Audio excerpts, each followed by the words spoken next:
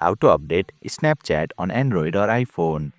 Hey there, welcome to Insightful Tutorials. Without further ado, let's get started. Open Play Store on your Android device or App Store on your iOS device. Tap on the search icon at the bottom, then tap on the search bar. Type in Snapchat and search for it.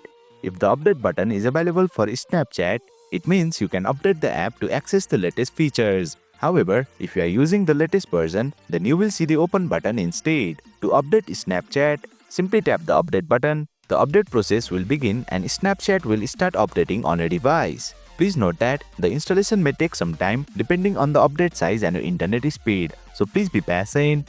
Once the update is complete, you will see the open button.